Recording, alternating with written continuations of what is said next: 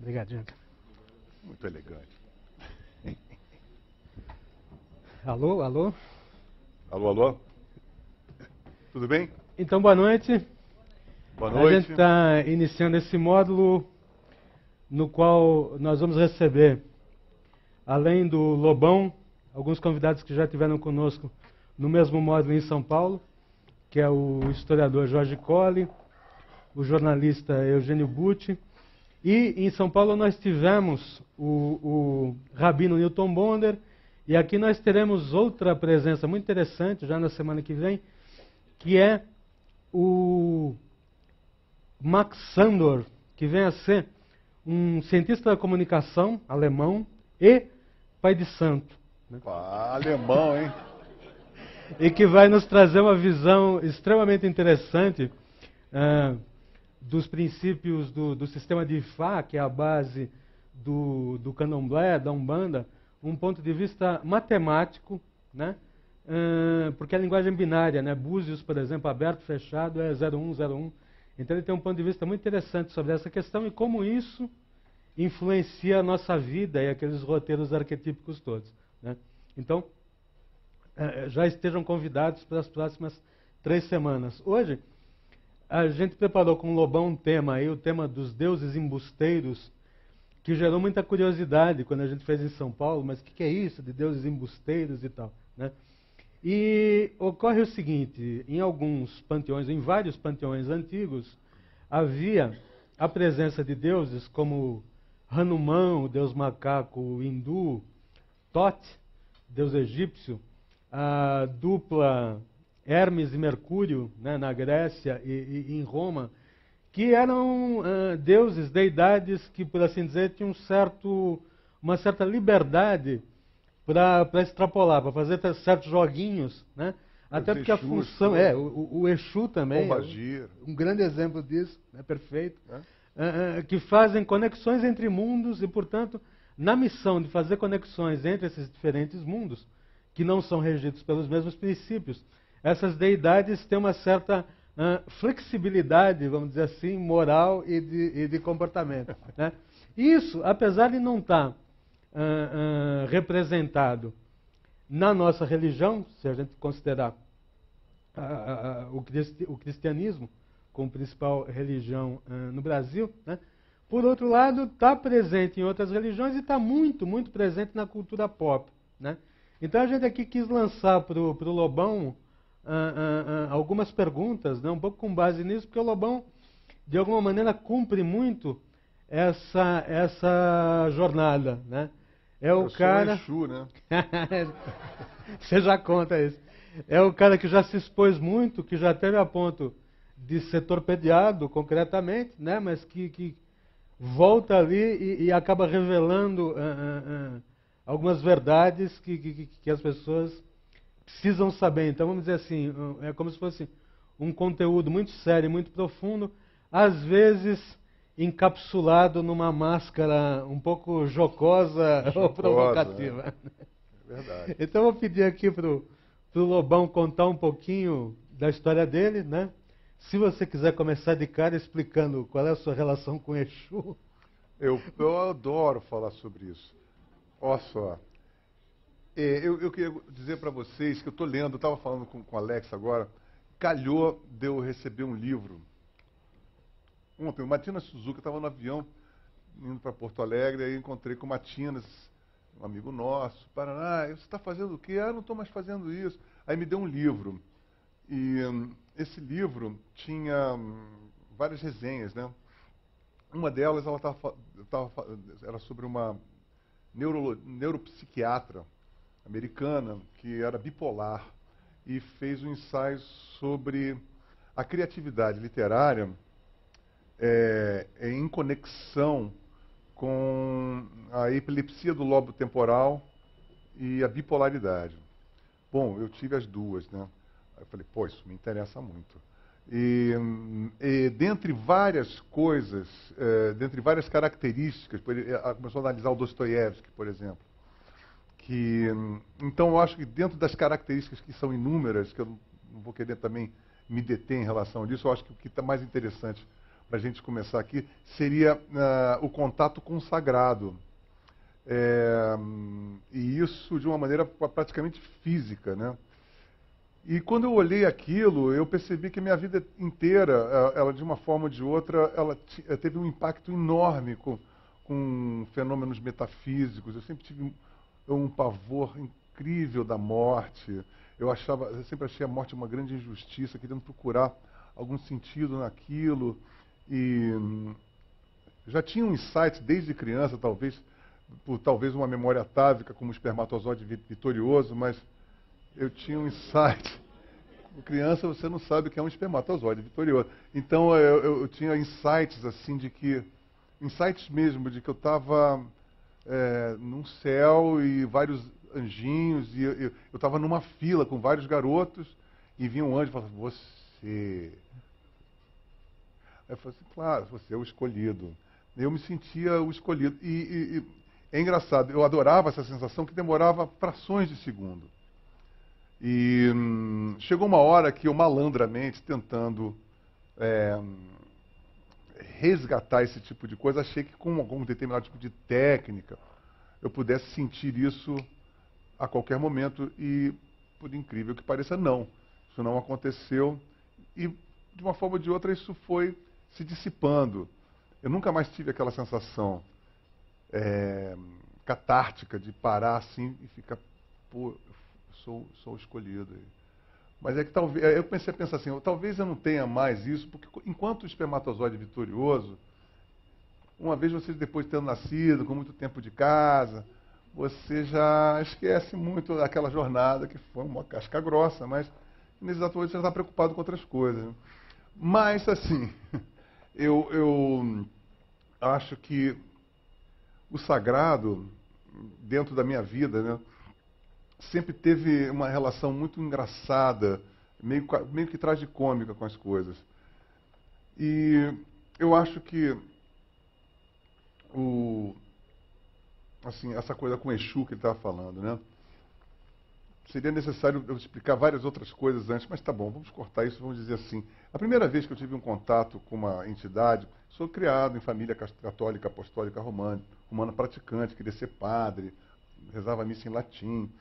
Mas, assim, na classe média, pelo menos nos anos 70, na hora que eu estava mais ou menos adolescendo, né? Geralmente todas as famílias entravam numa de espiritismo, Allan Kardec, e aí um papo era corriqueiro nas casas. Né? Minha mãe, então, que era uma pessoa muito animada, ela caía, se estrebuchava, recebia santo, psicografava. E eu também comecei a psicografar. E comecei a comprar livros, sabe? E realmente li, desde o Allan Kardec, li uma série de livros. Entrei numa, né?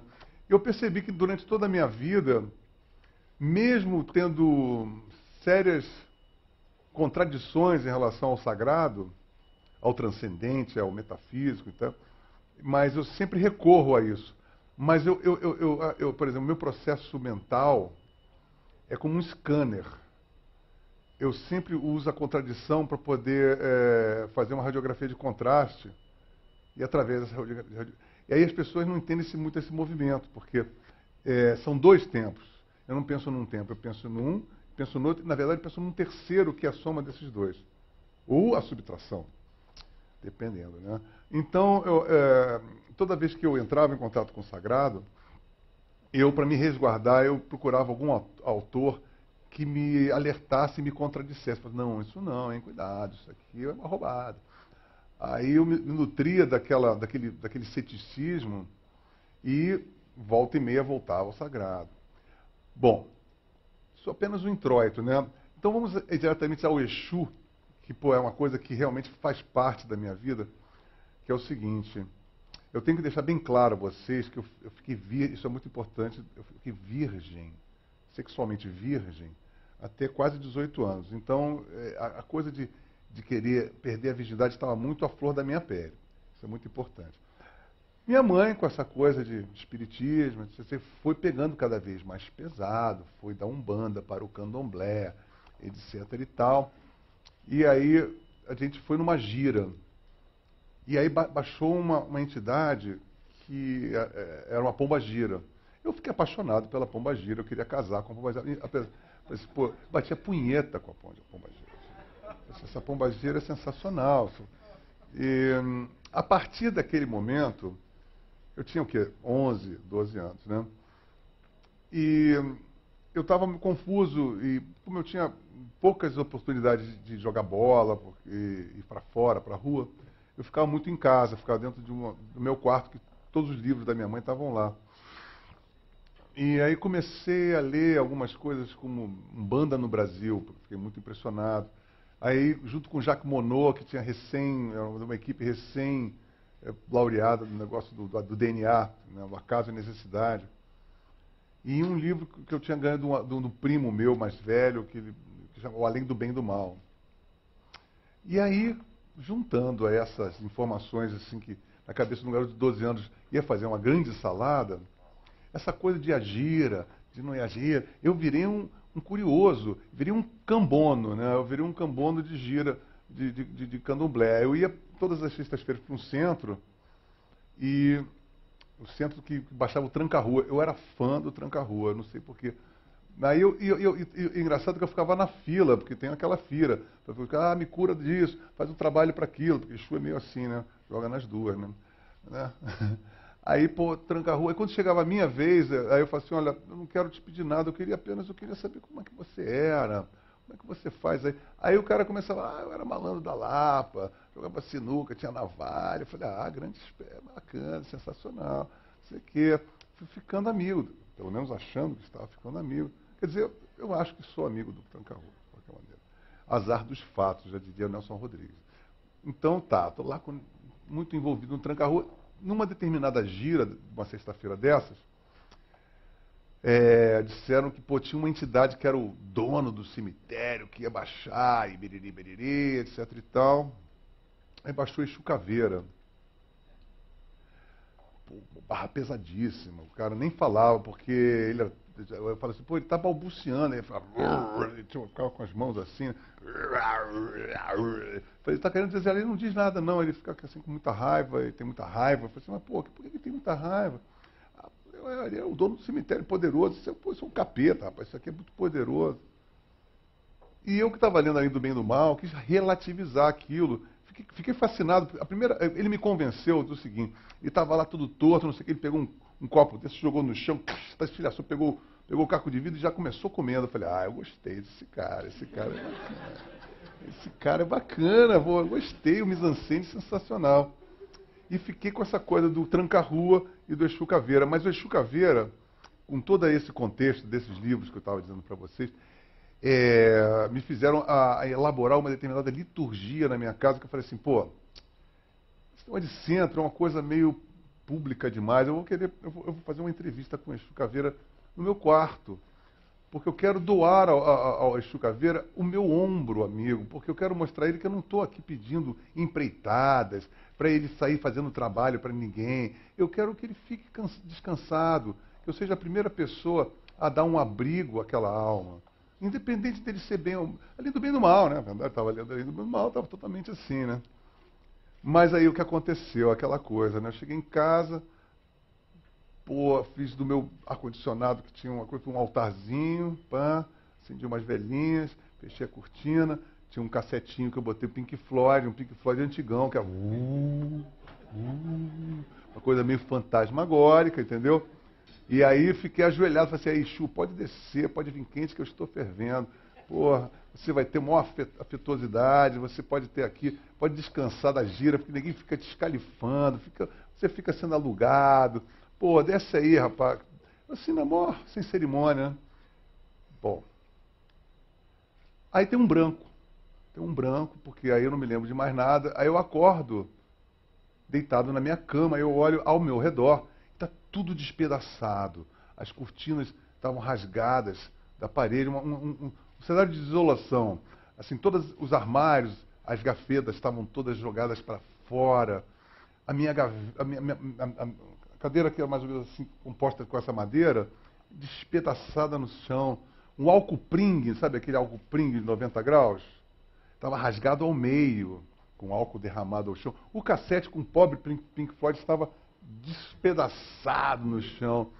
E era muita coisa, ao meu entender, para que houvesse, por exemplo, eu pudesse pensar que fosse apenas uma queda, que eu caí e quebrei alguma coisa. Não, havia uma coisa deliberada de alguém que puxou aquilo, rasgou aquilo, seja lá o que for, né? Eu fiquei intrigado e pensei assim, bom, estava passando muito mal, acordei meio enjoado, perguntei pela minha mãe, mamãe. Aí veio minha mãe que é muito protetora, era super protetora. Falei, pô mãe, você que tá sempre aí, segurando a minha onda, você não viu um barulho aí, porque parece que deve ter rolado um barulho no meu quarto, né? Ela falou, você toca a bateria, a bateria tá... você faz um mau barulho, nem pensei que você tivesse algum problema. Mas aí quando ela viu o estado das coisas, eu fui fazer um eletroencefalograma, né? Aí quando eu fui fazer, foi detectado alguma coisa que não dava para se saber exatamente o que era. Bom, eu estava com 12 anos, né? Essa história eu acho muito, muito interessante, apesar de eu não acreditar muito não, viu? 12 anos. Aí passa um tempo, passam-se 12 anos. Dentro desses 12 anos, eu esqueci disso, né? 12 anos, esqueci isso, barará, estou lá na minha vida, já ingressei na minha vida profissional, estou lá, tive um casamento, já tinha saído do casamento, a vida está meio encrencada, pensei, deve ser meu inferno astral. Você sabe quando você está naquelas pinimbas, né? Falei, porra, isso aqui não está acontecendo. Sabe quando você começa, isso aqui não está acontecendo, isso aqui não deu certo, etc e tal. Eu falei assim, eu vou a um centro espírita, vou voltar ao meu centro espírita, né? Eu fui num outro centro espírita, completamente, não tinha nada a ver com aquela época, né? Outra coisa. Na verdade, eu não fui num centro espírita, fui uma mulher que jogava búzios. Começou a jogar o búzio, não sei o quê. Eu falei assim, o negócio está sério aqui. Eu falei assim, o que foi? Tem gente aqui que fez um trabalho aqui, olha só. Tem 2 bodes sem cabeça, 30 galinhas, tudo despenado. Você, neguinho tá com raiva de você, hein, meu amigo. Tinha feito um trabalho, segundo ele. Fiz um trabalho que mataram bode, não sei o que, segunda pessoa, né? Aí eu falei assim, mas então, por que era para eu morrer? Não, o trabalho é para você morrer. Aí foi jogando búzio. Mas, você tá com a bola cheia lá em cima ou lá embaixo, né? Falei, o que aconteceu? Tem 2 caras assim. Primeiro tem um cara que... Ela começou a falar assim, ué, isso não acontece, Exu não rejeita trabalho. Exu é profissional, um mercenário da espiritualidade. E ela falou assim, tem 2 caras aqui que estão segurando esse trabalho aqui. Eu falei, o que foi? Chamaram para uma entidade chamada Tranca-Rua, conhece ele? Eu falei assim, já ouvi falar.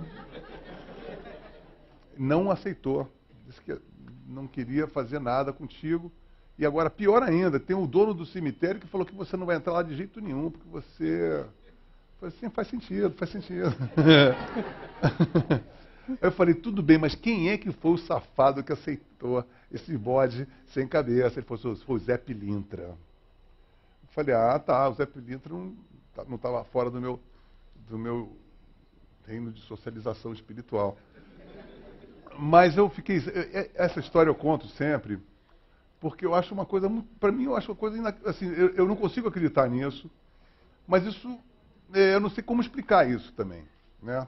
Eu não consigo explicar isso logicamente, né? Mas de uma forma ou de outra, depois, lendo Jung, eu sempre tentei decifrar esse episódio na minha vida. E até hoje nunca consegui.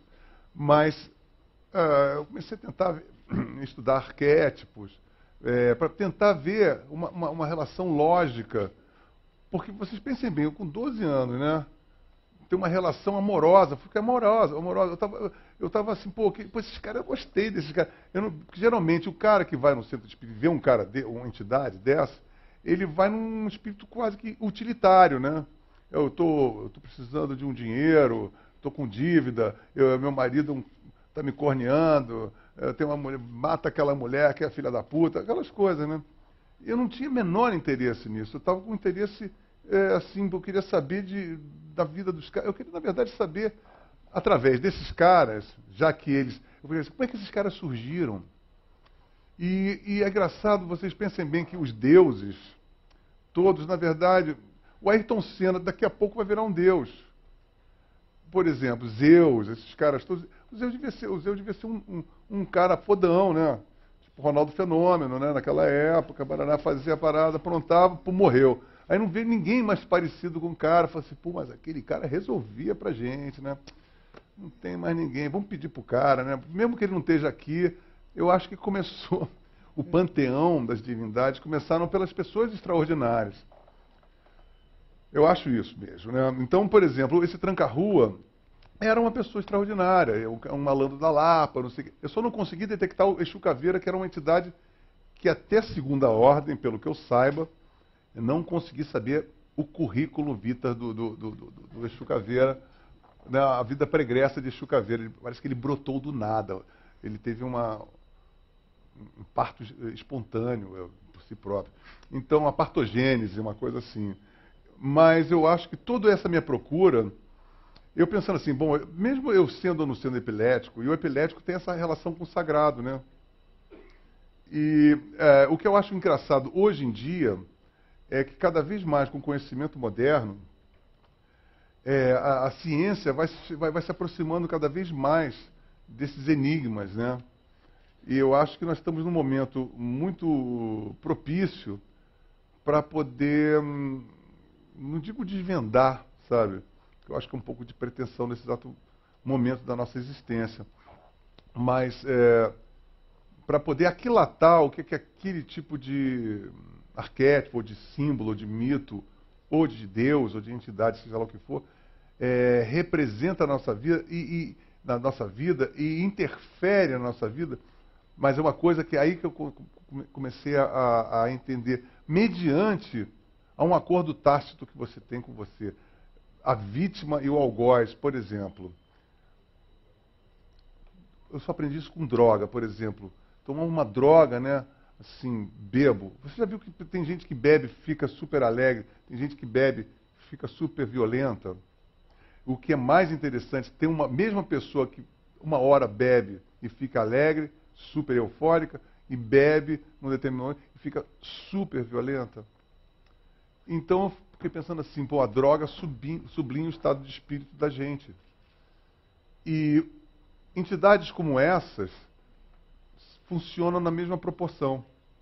Se você começa a invocar esse tipo de energia, você vai se submeter a essa energia na medida que o seu estado de espírito seja cúmplice dessa energia. Então, por exemplo, né, no meu caso, eu fui muito gente fina, pô, inclusive, ingenuamente, parece-me, né, que eu fiz uma aliança com o Exu Caveira e o Tranca-Rua. Por sinal, quando eu fui a Salvador, há uns anos atrás, a primeira coisa que eu fiz foi comprar uma estátua do Tranca e do Caveira.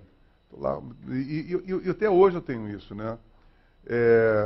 E eu acho que, assim, de uma forma ou de outra, você sendo um agnóstico, sendo um cético, você sendo uma pessoa iniciada, seja lá do que for, eu acho que todos esses aspectos da nossa vida, eles têm que ser vivenciados. E eu acho que é o mais difícil isso por dois motivos. Ou a gente fica muito cético e se bloqueia e não consegue interagir pelo próprio ceticismo, ou ao contrário, você fica ou por carências, ou por fragilidades, ou por vulnerabilidade, você pode se entregar profundamente àquilo e se acabar se perdendo. Então, aquele famoso caminho do meio. Eu acho que, assim, para você poder lidar com esse tipo de força, com esse tipo de energia, você tem que estar muito equilibrado. E, para mim, ao meu entender, não, você tem que estar muito... Se estiver necessitado, que não peça a ninguém, entendeu? Assim, eu acho que, pô, entidade é feito para... Assim, é a mesma coisa, se você bebe só socialmente, fala assim, pô, vou centro espírita, pô, mas eu só falo socialmente com as minhas entidades, eu não vou ficar, pô, alugando a orelha da entidade. Aí faz uma parada para mim, não, quem vai fazer sou eu, não é verdade?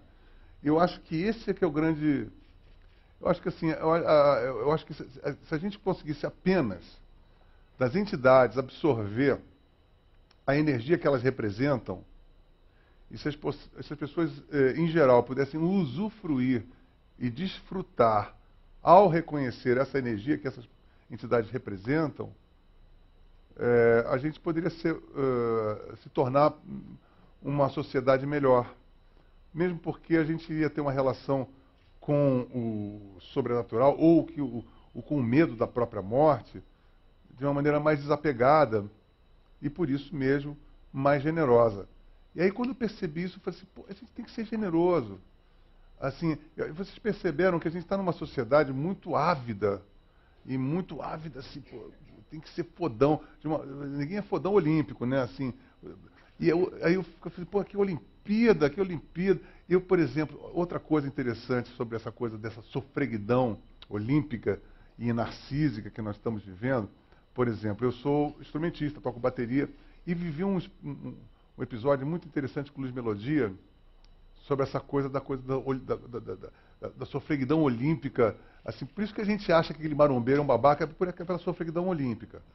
Aí, olha só a minha associação. Eu tocando bateria branquinho, né? Tocando bateria como branco, assim, e eu estou tocando com Luiz Melodia, que é marronzinho. Tocando assim, ele está meio incomodado com a minha maneira de tocar. Eu olhava para trás, pô, eu tocando, não sei o quê. Ó, eu falo sempre isso com ele sempre nega, ele nega até a morte. Você está maluco, eu nunca falei isso. Eu falei, azar dos fatos, mas você me ajudou muito. Então é o seguinte, né? Pelo que me consta, eu estava tocando, e ele olhou para trás e falou assim, ô rapá, tu sabe o que é swing? Aí eu falei assim, sim, que balance os cabelos, né? A parada é essa, né? Ele falou assim, não, rapaz, você como é branco, sabe de uma coisa? Sabe o Didi, aquele rei da folha seca? O Didi tinha um provérbio que diz assim, ó, gol não é a meta, gol é acidente de jogo. Porque está todo mundo aqui querendo defender o seu. Tá entendendo? Quando sai um é porque falhou alguém. Falei, pô, essa bacana, né? Aí ele pega essa parada, o Luiz Melodia, e fala assim, ó, sexo pro negão é acidente de jogo, rapaz. A gente fica bulinando, e a parada vai acontecendo, tá entendendo? Porque a gente não tem um compromisso com o horário, tá entendendo? Que o branquinho essa coisa olímpica, sexual olímpica que nós temos. Por isso que eu fico percebendo que, pô, várias beldades do BBB não me causam tesão, porque tem um implícito dentro daquilo, uma sofreguidão olímpica de se mostrar que não me dá o menor tesão. E aí eu entendi o que o cara quis dizer. A meta, às vezes, é você não ficar obcecado por alcançar essa meta. E deixar que essa... E outra coisa, eu acho que a grande sacada, é que ele poderia me ter dito outra coisa. A vida e a felicidade, ela não está lá. Você tem que desfrutar a vida agora. Porque o sexo assim é porque você vai querer um resultado que não está dentro de você, nem está dentro do seu tempo, né? Enquanto que o cara falou, ele falou assim, olha, eu estou usufruindo, sorvendo esse momento, e esse momento é a minha felicidade. Por isso que eu sou para trás. E você é para frente. Porque você está com pressa de chegar a algum lugar. Eu não estou com pressa de chegar em lugar nenhum. Falei, viva o swing, aí, essa bacana, né?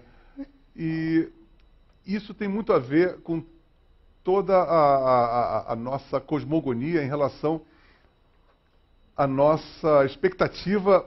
A gente tem duas expectativas. A gente tem essa cafonice olímpica em querer trepar da melhor maneira, tem que ter um botox muito especial para poder estender a nossa paldurecência. E, caso não dê tempo, a gente também começa a se apegar a artefatos espirituais para poder, logo, ao desencarnar, você já tem um botox espiritual, né? Para poder chegar e dizer, olha, assim, pô, não, eu vou morrer, mas lá estarei, lá todo faceiro, lépido e fagueiro. Então, vocês perceberam que, de uma forma ou de outra, dentro da própria... existe uma falta, não digo generosidade, mas a falta de bom gosto. Porque você pensa bem, tanta sofreguidão sexual, atrelado ao narcisismo, atrelado às velas de promessa que são colocadas Eu acho que eu vou repetir uma coisa que eu acho muito importante, talvez eu tenha falado isso na outra palestra, sobre o Cioran e sobre a religião, né? Que ele fala que a religião é uma forma de procurar o enlevo da alma através do mal-estar. Agora, eu que fui muito religioso, eu que fui muito católico, eu queria ser padre, mas eu confesso a vocês que toda vez que eu ia à igreja, por mais que eu me sentisse enlevado, chato pra caralho, né? Vamos combinar. Domini está com o espírito. Amém.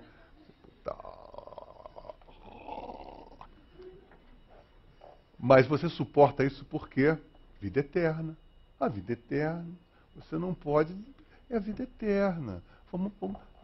E essa sofreguidão pela vida eterna é muito feia. Já perceberam? É tão feia como querer botar um botox indevido. Vocês já perceberam que o botox envelhece muito mais? O falso absoluto é muito mais cruel do que as rugas? Já perceberam isso? Quer uma pessoa mais velha, uma mulher mais velha do que com um beiço mais protuberante? Aquela que está assim, com aqueles beiços. Só ela. É como o homem de peruca, né? O homem de peruca não sabe o que é careca, né? Só ele. Só ele não sabe o que é careca. E a mulher de botox acha que é a maior Brigitte Bardot do século XX, evidentemente. E é uma mocreia, né? Juramentada, né? Aquilo ali, tá entendendo? Mocreia octogenária podre, né? Próxima, não é? E a crente que é gostosona. Agora, o que isso tem a ver com uma coisa com a outra? É a avidez e a falta de generosidade das pessoas passarem para o outro. Ou passarem para si mesmo, coisas que eu, por exemplo, estando mais velho agora, eu penso assim, pô, mas espera aí, que legal isso aqui. Que sociedade é essa que está me fazendo que agora que está ficando legal, vão deixar que a gente está ficando ultrapassado para um débil mental de 10 anos. Pô, esse cara tem que viver pelo menos o que eu vivi para ficar tão legal quanto eu. Mas ninguém pensa assim. Todo mundo acha, pô, sou ultrapassado, eu tenho que dar mais 10 trepadas, senão eu vou estar fora do ranking.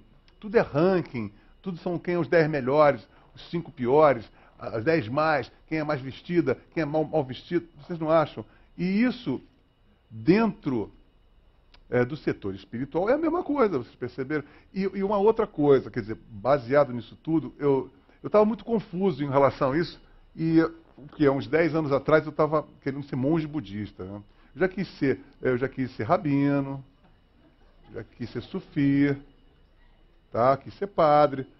E que dizem que nesse livro sobre epilepsia do lobo temporal que eu estou lendo, que é uma característica do bipolar e do epilético de engendrar uma metafísica no seu dia a dia. Né? Você vê tudo com cores quase que bíblicas, né? Você é muito exagerado, você às vezes dá vários chiliques, mas tudo isso porque você tem um contato com o transcendente em que a normalidade não capta.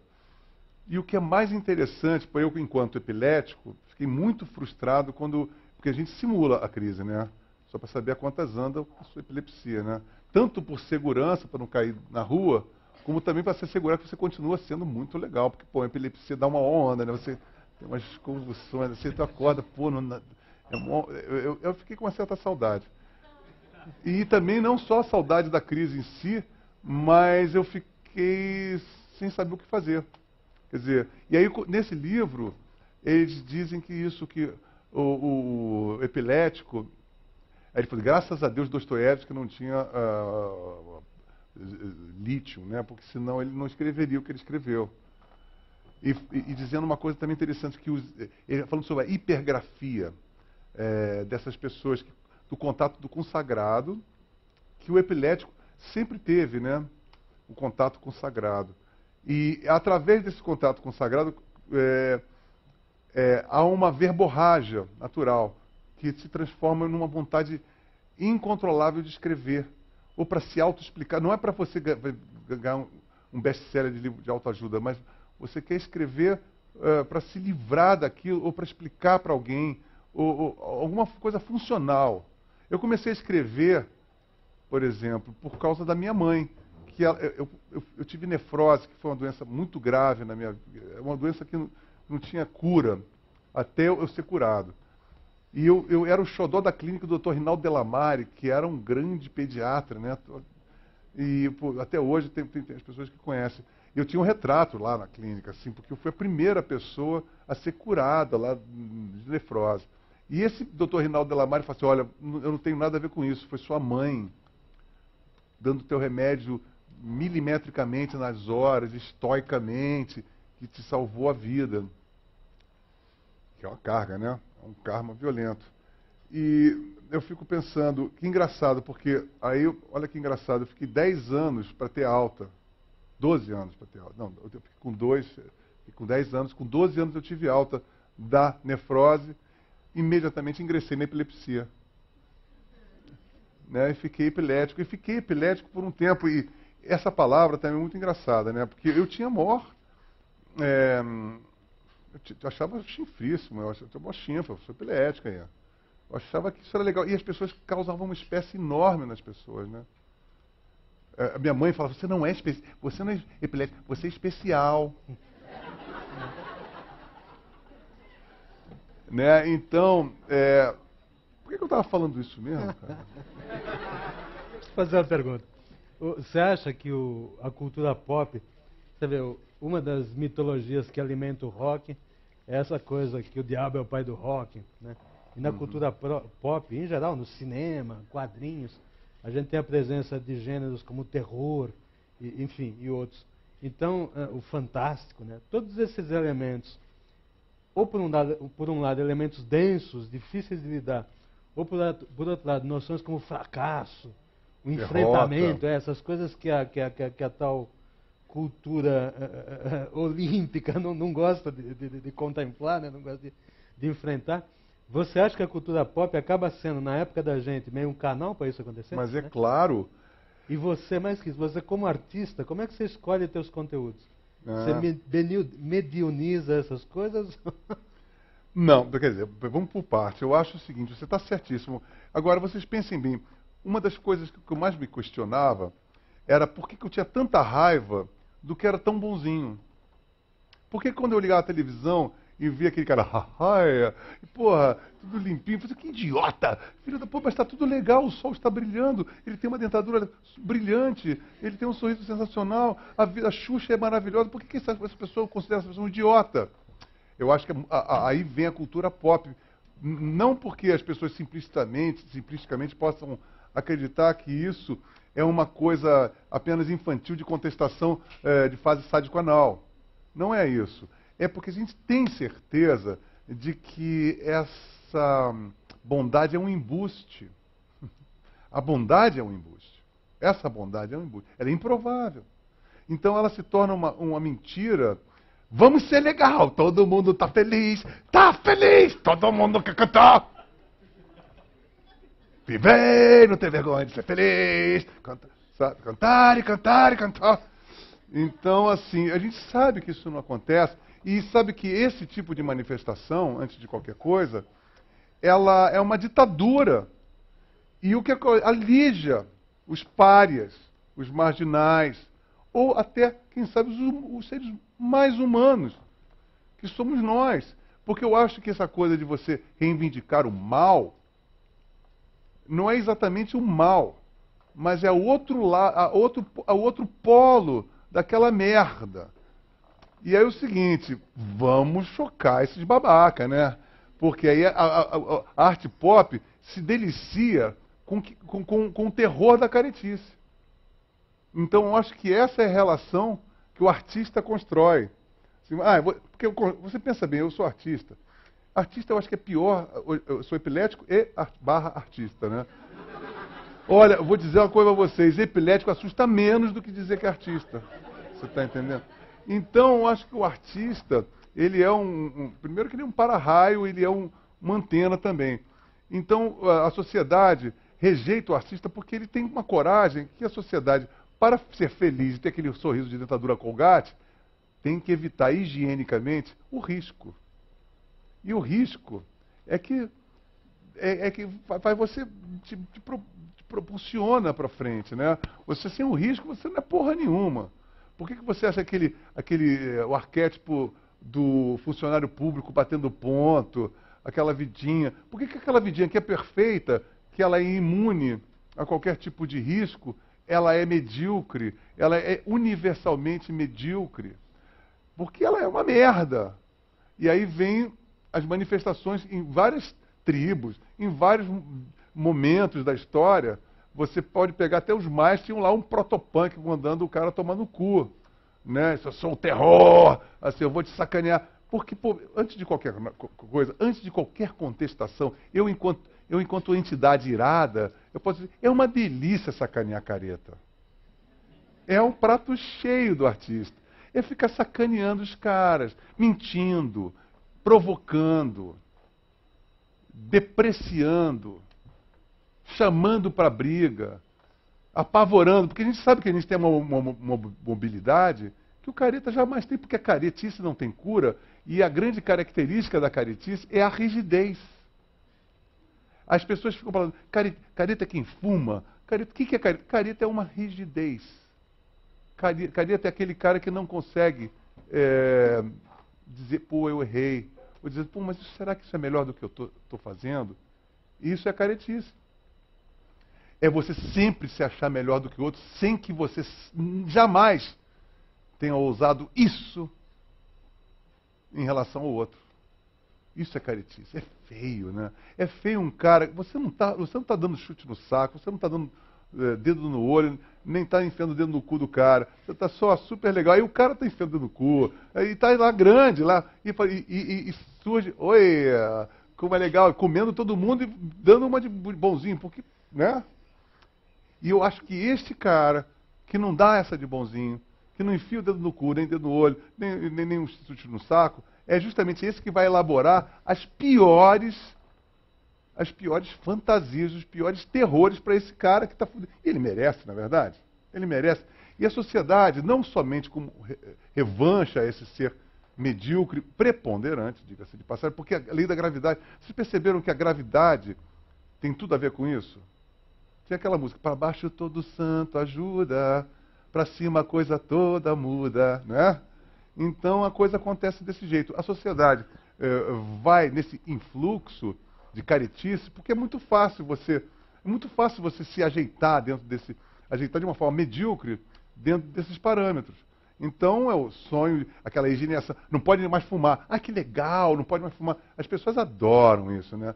Agora tem uma coisa muito engraçada, vou abrir um parênteses para fazer uma pequena jocosidade. Essa coisa da higienização da saúde, que é repulsiva, é inadmissível. Agora saiu na internet uma coisa muito engraçada. Você não fuma? Presta atenção, dá uma olhada na cara do José Serra e do Drauzio Varela, vocês acham que ele está melhor que você? Eles não são... Vocês estão entendendo? Pô, o cara não fuma, é assim, eu fumo a vida inteira, sou assado. Não, eu não vou parar de fumar, porque pelo menos não tenho... Não, imagina, eu estou bem assim, que é isso, ó. Está entendendo? Então, não é? O cara fisicamente não tem aval, porque tem aqueles olheiros, aquela figura... mas a falta de fumo lhe fez muito bem. Você está realmente muito vivaz. Você está ejaculando vida, né? realmente vai ser a salvação da lavoura.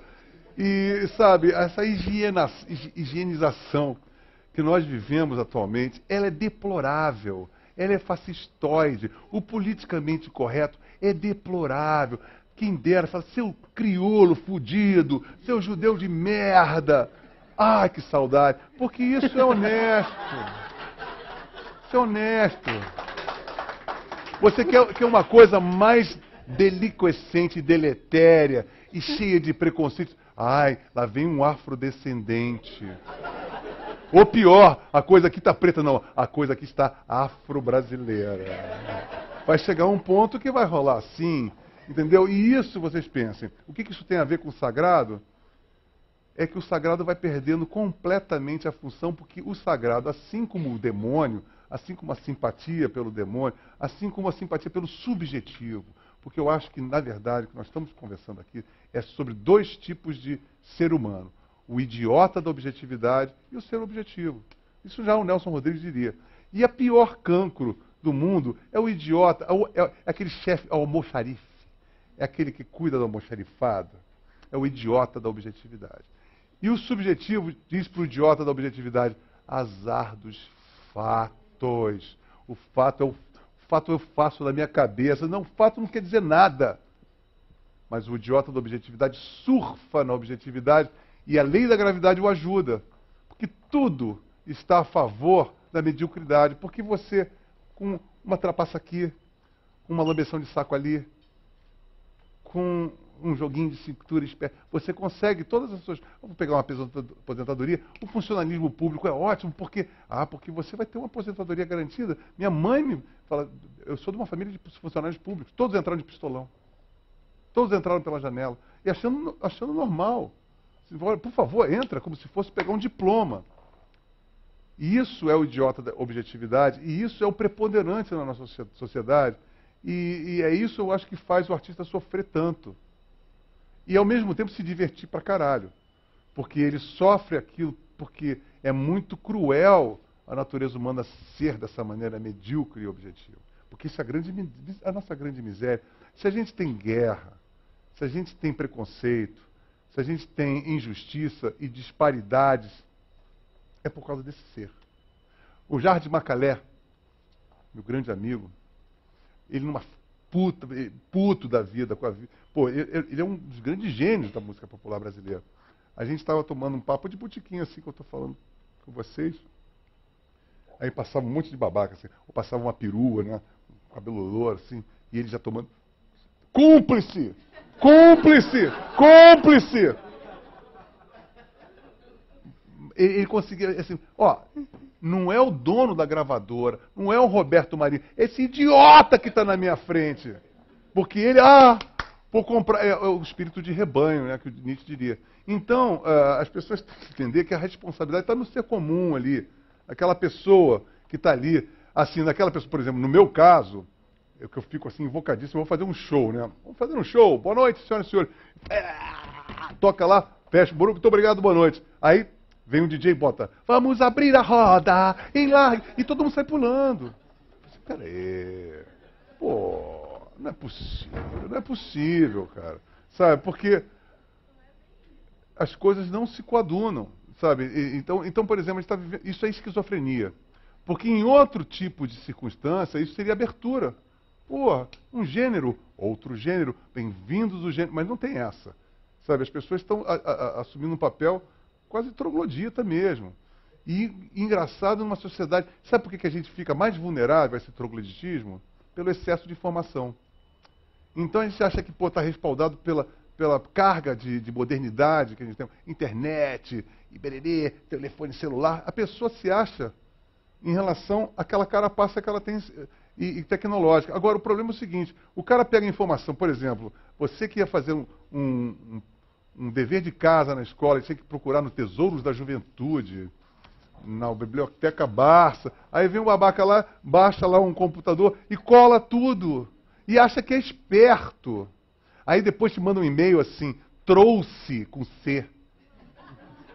Pô, cara, tem uma coisa que pior que uma pessoa escrever errado?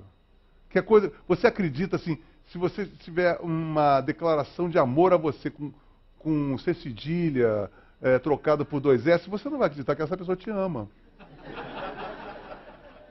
Não porque ela está mentindo, mas que ela não tem capacidade nem de amar. Não é verdade? Fala do teu processo criativo um pouquinho, antes da gente entrar nas perguntas. Pô, Alex, o meu processo criativo ele é caótico, assim. Eu acho que o processo criativo de cada pessoa nasce da necessidade vital de você querer mostrar ao mundo alguma coisa, assim. Mas não é isso. Eu acho que começa assim, sabe? Eu acho assim, porque meu processo assim de produção, vamos dizer assim, a primeira coisa que me escrever. Antes de compor, eu fui escrever. Por que eu ia escrever? Minha mãe tinha uma ascensão enorme, controlar minha vida inteira. E eu perguntava assim, mas ela me ama, ela quer meu bem. É o garoto, né? Aí ela falava, meu filho, e falava com muita destreza, com muita rapidez, e argumentações absolutamente plausíveis. Olha, eu estou aqui, sou sua mãe, o mundo é muito cruel, eu tenho que te proteger. Aí eu voltava, pô, encanadão, assim, mas eu falava às vezes para minha mãe assim, mãe, pô, vamos fazer um negócio. Ela me botava de castigo o tempo todo. E eu ficava dentro de casa sem ver televisão, para 30 dias. Dentro de casa. Por isso que eu comecei a ler, né? Só ler e tocar punheta. Eu lia, tocava punheta. Mas fazer o quê, né? O que eu ia fazer?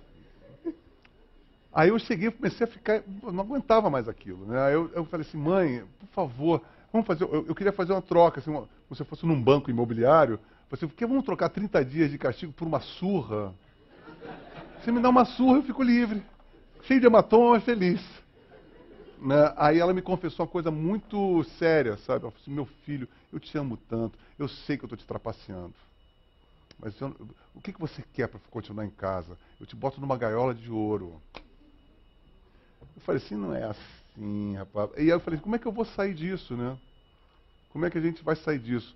E eu acho que esse tipo de paranoia do conforto, da paranoia de adquirir a vitória, de ser vitorioso perante alguma coisa, vitorioso no sexo, vitorioso na imortalidade, no botox, comer 500 mulheres. Isso é uma coisa que nós estamos vendo o dia de hoje. E nós, por exemplo, é claro que os anos 70 foram muito ingênuos, etc e tal, eu vivia ali, mas eu via, por exemplo, lá em Ipanema, só tinha maluco. 98,2% da população transitando na rua era maluco, calça-boca de sino, peguei um maluco. Aí tinham 2 ou 3 de terno e gravata, aí careta, babaca. E aí a gente pensava que aquilo ali... É claro que o grande problema disso é que esses hippies vieram a ser mendigos e se botavam, dar um carteirado de hippie sendo mendigo. Então, isso é que sujou o movimento. Porque aqui, principalmente aqui no Brasil, que é o maior reduto hippie, né? Você vai para Arembepe, ou para Santa Teresa, ou até para o Arpoador no Rio de Janeiro, tem hippies. Porque, na verdade, é uma questão de uma preguiça tropical, né? Uma coisa assim. Né? Vamos abrir para as perguntas, Giancarlo? Vamos, depois dessas provocações, né, delírios maravilhosos desses dois personagens, essas duas personagens fantásticas, abrimos então para um debate com a plateia. Então, levantem a mão, serão atendidos na ordem. Tenham um pouquinho de paciência, porque as telecâmeras têm que fazer o trabalho delas, isto é, focar vocês. Obrigado.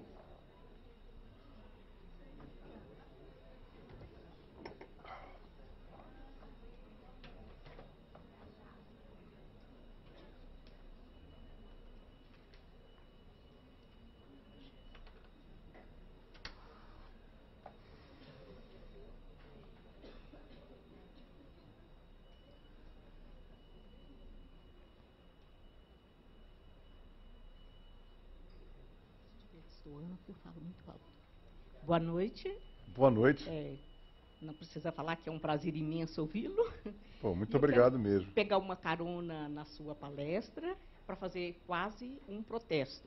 Por favor. Quando você falou desses chavões preconceituosos, chavões que querem esconder o preconceito, como falar afrodescendente, nós temos um chavão muito moderno aí, assim, muito novo, das empresas que exploram a terceira idade, que chama melhor idade.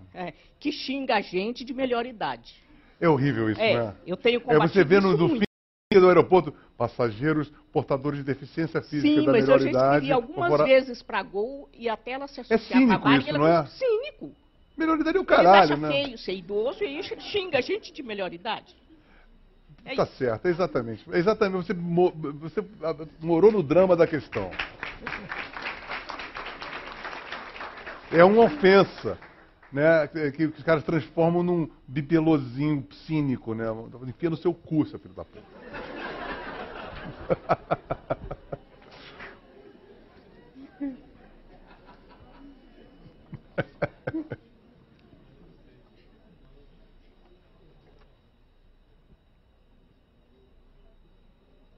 Pô, não tem curiosidade sobre a minha personalidade fascinante aqui.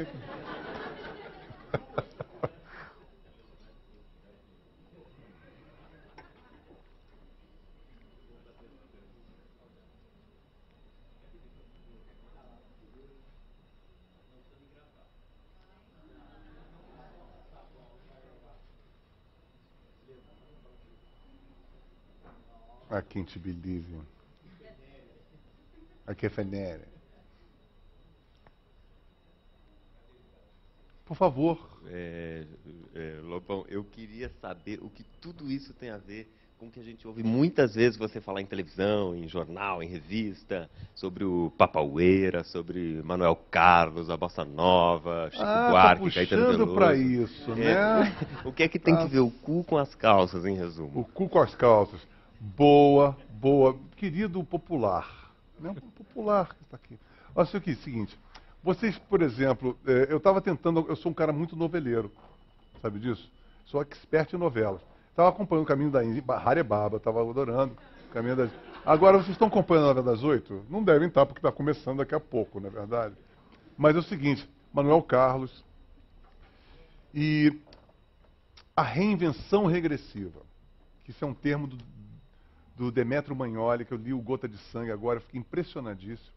Inclusive, telefonei, fui até a palestra do Demetrio, vou me encontrar segunda-feira com ele, para falar. Eu cheguei para ele assim, Demetrio, eu li exatamente isso, eu li no livro dele, assim, sobre, por exemplo, sobre a fantasia pós-moderna que se veste, por exemplo. Na Bolívia, há 10 anos atrás, os mesmos ocupantes que estão neste congresso atual da Bolívia, que estão todos vestidos de índio,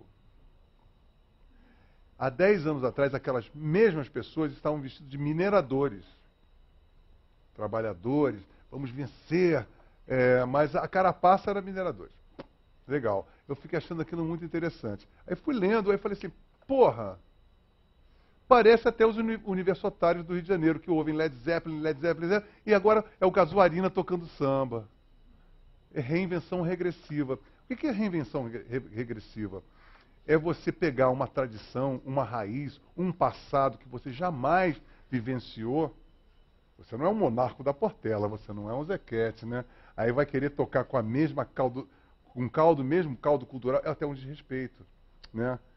Então, o Brasil está vivendo uma espécie de reinvenção regressiva. E isso em todas as áreas. Vocês ligam pela televisão, mesmo no nosso querido Caminho das Índias, vocês deviam perceber o jabá que rolava para essa reinvenção regressiva. Tipo, agora no palco Maria Bethânia, vamos apresentar... Vocês percebem que todo o capítulo tinha o palco... Você sabe quanto custa falar o palco Maria Bethânia às 8 horas da noite? Uma fortuna, né? Por que eles estão falando isso? A troco de quê que o personagem X da novela... Hoje tem a Alcione, que é minha amiga, mas... Que merda é essa? Entendendo? Então a gente está vivendo uma situação... E o Manuel Carlos agora com essa novela... aí você percebe assim... Eu fico com muita raiva disso, porque eu fiz uma revista... Eu acho que a gente está no melhor momento de música do Brasil... Assim, eu lancei uns 30 artistas da melhor qualidade. Nenhum deles. Estão fazendo até turnê internacional. Nenhum deles não, porque o Cachorro Grande entrou, o Mambojó entrou, o Benegão entrou. Mas entrou mais ou menos, né? Porque não entrou como Ivete Sangalo, não entrou como a Cláudia Leite, não entrou como a Maria Bethânia. Então, a gente vê o seguinte, a gente vê, por exemplo, uma novela do Manuel Carlos, como as outras. Aí vocês viram a trilha sonora da novela? É de 40 anos atrás. Tudo bem, pô, tem uma música legal, pô, adoro o Glenn Miller, adoro um pouquinho, pô, não tem menor problema quanto a isso. Agora, você pautar a sua cultura, tipo assim, nós somos uns merdas contemporâneos, e os anos legais foram aqueles. E aí ficar ensinando para os seus filhos, isso é o fim da picada. O fim da picada. Então isso é uma... E as pessoas, sabe o que é pior? Porque a gente como roqueiro, A gente já fica peidando na farofa, né? Pô, o cara é muito louco, etc e tal. Agora vem um babaca desse, que é o bonzinho, de violão, assim, bota, já viu a maneira de te pegar? Só falta botar uma flanela no violão, assim, tipo. Não dá nem para começar a parada. Porra, sabe? Aí você vê aquela parada, tipo assim, eu sou o Brasil de hoje. Agora, o movimento cerebral desse cidadão é assim, o cara é colonizado cultural, porque já é um termo absolutamente suspeito e preconceituoso, né? Que é assim, toca guitarra elétrica. O Brasil tem isso, até hoje. Você tocando guitarra elétrica, por exemplo, só o Giancarlo, que é um gentleman, porque eu sou um cara que pertence ao panteão da música brasileira, porque nunca me apresentam como você é um grande roqueiro, você faz parte do rock Brasil. Eu falei assim, não tem a bossa nova, não tem a tropical, eu sou que roqueiro. Aí quando eu falo assim, não, eu sou MPB, aí os caras riem assim, ele é jocoso. Não, cara, eu não sou músico, eu não sou popular, eu não sou brasileiro. Pô, sabe o que as pessoas pensam? Que o brasileiro tem uma mania de folclore, já perceberam? Folclore é uma merda. Porque te dá a regressão, a reinvenção regressiva. Por exemplo, nós temos atração, o Câmara Cascudo, isso é o fim da picada. O Ariano Suassuna, assim, temos que resguardá-lo como um excelente autor. Um Shakespeare do sertão, do Agreste. Isso é bacana, Shakespeare do Agreste. Agora, como eu falei isso antes, na outra, como um filósofo, é uma anta. Se empurrar, ele não vai levantar. Ele vai ter que dar graminha na boca dele, porque ele não vai levantar. Está entendendo? Porque é um nazista. É engraçado que nós temos pesos e medidas diferentes, né? O Ariano Suassuna, se ele estivesse no regime do Goebbels, não haveria uma aresta a modificar. Porque tudo que ele fala é exatamente igual ao que o Goebbels e o nazismo, as valquírias, e pegar a tradição ariana, e pegar Wagner, e pegar os teutônicos, e pegar Thor, e pegar Odin, Valhalla. E o ariano, e o que é pior, né? Porque o que é pior, sabe o que é? É que nós, enquanto brasileiros, não temos nem condição disso, graças a Deus, porque nós somos uma civilização em movimento nós somos muito nenéns ainda. Então, colocar isso é um sacrilégio até. Mesmo porque, é uma burrice, veja porque em 1600 e caquerada, nós tínhamos invasão holandesa, que naquela época era com canhão, mas hoje entra pelo rádio, né? Mas é a mesma invasão, é colonização. Não colonizou em Pernambuco, nós tivemos invasão portuguesa, a holandesa, a francesa, a negra e a local, a indígena. E o processo que ficou lindo, que deu o maracatu, que deu a literatura de cordel, que deu tudo isso, foi um processo, um caos em processo. Por sinal, eu queria trocar, na época que foram trocar o hino nacional, assim, eu falei assim, não mexe em nada, só nos dizeres da bandeira. Tira a ordem e progresso e põe caos e processo. Porque o processo é que é importante. Então as pessoas ficam pensando assim, o professor, no caso Ariano, ele fez uma crítica ao Michael Jackson, numa época, o Michael Jackson está contaminando a cultura nacional, porque essa coisa de contaminação é coisa de pobre, miserável, intelectual, né? Porque, por exemplo, você pega um americano, ele vai pegar o Von Braun para fazer foguete. O Brasil pegar o Von Braun para matar, porque ele não é brasileiro, esse cara não pode me contaminar. É isso que é essa mentalidade que a gente tem. Porque o americano e o russo, né? Assim, pô, tem um motor aí? Me dá esse motor. Tem esse conhecimento aqui? Vem para cá. A gente não. Aí outra coisa, né? E a gente tem aquela coisa malandra, de Vocês que são mais velhos, vocês já pensaram, houve alguma contestação sobre antropofagia no Brasil? Que é uma coisa mais horrorosa do que ter orgulho de ser antropófago? Será que as pessoas não sacaram que é feio, antes mais que esteticamente é feio, moralmente é horroroso, eticamente é absolutamente reprovável? A gente pegou a pior coisa, não da natureza humana, a gente pegou a pior coisa do reino da natureza. Porque o canibalismo, até no ventre de um tubarão, é reprovável. Porque é feio, é horroroso. Esse é o nosso símbolo. Símbolo de um ressentimento e de uma reinvenção regressiva também. Por quê? Porque o intelectual de 22 pensava assim, eu tenho que, para ser eu tenho para ser verdadeiro, eu não posso ser eu. Eu tenho que deixar incorporar aquele índio canibal que eu acho que era o meu ancestral. Mas bom, se o índio canibal era meu ancestral e tive um portuguesinho menos canibal, eu ia escolher o portuguesinho, não ia escolher o canibal. Não, mas o cara escolhe o canibal para ser, eu sou o canibal e meu metabolismo cultural de absorção de cultura em relação à Europa, em relação à matriz, será de muita malandragem, porque eu sou brasileiro, né? Então você antropofágico. Então, um movimento absolutamente natural da natureza humana. Você pega paleontólogos, antropólogos analisando as cavernas de Neandertal e você vê de uma tribo para outra, pô, o cara copiou isso da outra, mimetizou, e você pega o Von Braun, o americano não tem, me dá aqui, vamos lá, agrega. E nós não, nós somos puros. E nós vivemos numa cultura sem a menor contestação. Vocês sabem disso. Desde 22 não teve uma contestação. Pelo contrário, os movimentos que se sucederam a 22 foram de corroboração a isso. 22, 50, poesia concreta, que baixava a cabeça para o prelado, para o corolário de 22, certo? E a Tropicália é a mesma coisa. Fora a Carmen Miranda, com aquela banana absolutamente imoral naquela cabeça, né? Vamos combinar, né? E as pessoas acham que isso é Brasil. A Carmen Miranda foi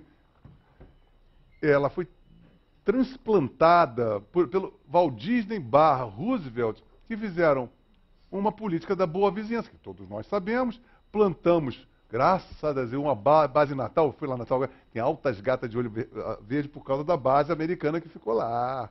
Ninguém comeu, as índias, surgiu em Natal uma nova prole maravilhosa pela essa política da boa vizinhança. E surgiu a boa vizinhança, o Walt Disney veio para cá como se fosse um médico legista e fez o Zé Carioca, fazendo o quê?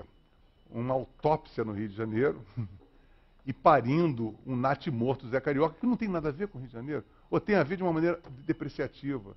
Como também tem a ver a Carmen Miranda, quando eu falo da Carmen Miranda, o impulso das pessoas, você está falando isso que ela não é brasileira, ela é portuguesa. Eu falo assim, não, ela é uma excelente cantora, sempre foi uma excelente cantora brasileira. O problema é que pinçaram a querida Carmen Miranda para Hollywood e dali virou uma rumbeira cheia de banana. E aí, sabe o que é o problema do brasileiro? É o paradigma do exotique.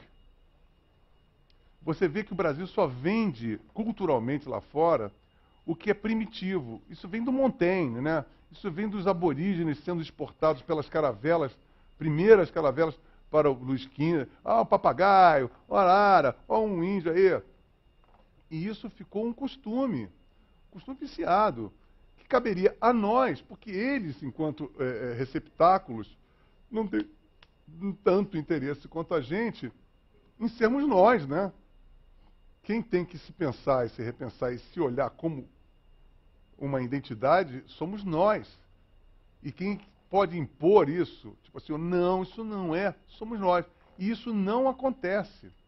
A mesma coisa assim, que a gente ficar feliz com o nosso índice de exportação de matéria-prima está arrebentando. Pô, isso é alarmante. Como também nossa capacidade de exportar até produtos industrializados, a gente faz uma coisa que é contrária do mundo. Por exemplo, carros. Você pega um carro X aqui no Brasil, para você comprar, é uma coisa. Aí você vai no Cais do Porto, o mesmo carro, parece um Rolls Royce perto do seu carro. E é fabricado no mesmo lugar. Aí a gente fala, a indústria brasileira é uma merda. Não, a indústria brasileira fabrica uma merda para você. E você aplaude, porque o brasileiro aplaude. Porque aplaudir, por exemplo, coisas como... A Camiranda não merece a nossa vaia, mas o teatro que foi feito, eu disse, não, isso não sou eu. Não, mas porque eventualmente foi um grande sucesso, piorando a nossa autoimagem, não interessa para o brasileiro, fez sucesso, e incorpora a uma cultura uma coisa que não é nossa. E aí o seguinte, olha só que engraçado, aí esse tipo de brasilidade, que é absolutamente delirante, que não existe, é incorporado. Agora, uma guitarra elétrica, que é um objeto, que é uma possibilidade, que é uma bola quicando na grande área, para um Pelé quase faminto por um gol. Não tem nada mais do que isso. Ai, não, guitarra não. Mas a Carmen Miranda, você está entendendo? Isso é uma loucura. Isso é loucura completa e absoluta. Agora, o que mais me apavora é essa longevidade passiva de intelectuais que bovinamente concordam em ser um herói sem nenhum caráter. O caráter é o caralho. Eu detesto. Eu não tenho nada a ver com Macunaíma. O que eu tenho a ver com uma... Por que eu vou querer ser malandro? Vocês já perceberam que o paradigma é esse? Os nossos deuses embusteiros não jogam a nosso favor. Não jogam a nosso favor. Mas não porque eles... Porque o deus embusteiro é como o Exu, ele está a serviço, ele está ali, pô, taxímetro ligado. Você que liga o foda-se ou não. Então o problema é seu, é nosso. É de direcionamento, e para esse direcionamento, esse vetor de autoconhecimento mesmo, coletivo, não existe. Porque o Brasil, sabe qual é o problema? Eu acho assim, o intelectual brasileiro se acha tão merda por não ser um europeu, que ele se sacraliza. E sacraliza tudo ao seu redor. E ao sacralizar tudo ao seu redor, congela. E ao congelar, impossibilita a mudança. Por exemplo, quando provoco dizendo o João Gilberto é uma merda, eu não estou dizendo que o João Gilberto é uma merda. Eu estou provocando uma coisa que está sacralizada, que está imune à nossa contemplação e à nossa resistência e à nossa, inclusive, discordância. Você não tem esse direito. Alguém tem direito? Vocês se acham confortáveis? O João Gilberto é um babaca. Chico Buarque é um idiota. Vocês podem falar isso? Não, vocês vão levar um cascudo de alguém que está do lado, não é verdade? E isso é horrível. Não pela coisa em si, muito pelo contrário, porque as coisas em si são legais. Mas essa é a nossa maneira miserável de se autossacralizar, que não tem nada a ver com os deuses embusteiros. Tem uma pergunta ali do Popular.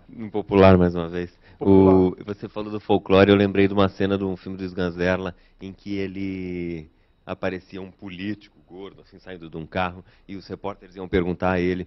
Perdão, aparecia o quê? Um político gordo, Um político Sarney, gordo. assim, um ACM, iam perguntar para o político, que era o candidato ali nas eleições, eu acho que é a mulher de todos do Sganzerla, e perguntava, deputado, se o senhor se eleger, o senhor vai acabar com a pobreza? Ele fala, de jeito nenhum, se eu acabar com a pobreza, eu acabo com o folclore. E o que é uma cultura sem folclore? Cultura sem folclore, é isso? Pô, cara, do cacete, meu Popular.